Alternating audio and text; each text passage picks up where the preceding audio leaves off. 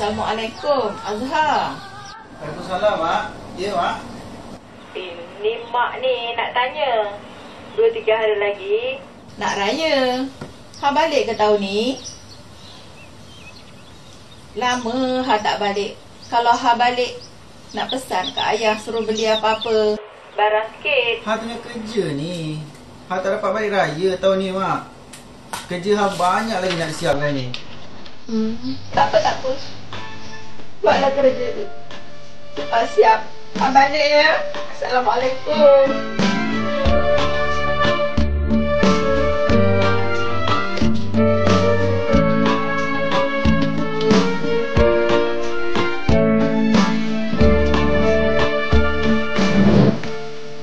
Kau nak faham?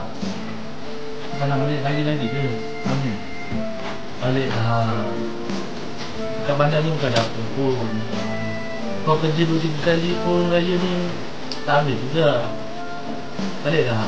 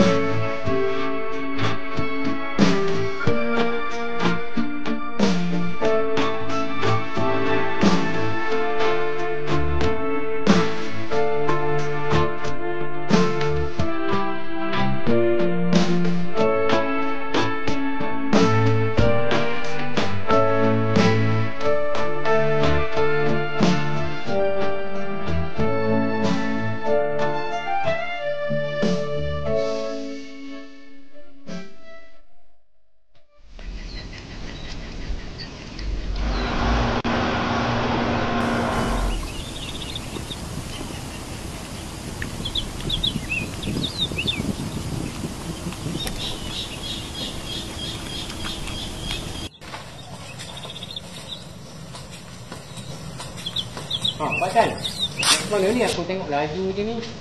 Aku cepat sikit Pak Din, aku nak kepekan. Nak beli barang-barang anak-anak balik tahun ni. Raya semua kat kampung. Oh, iyalah. Baik-baik Pak Dan. Yalah Pak Uda. Assalamualaikum Pak Uda. Waalaikumsalam.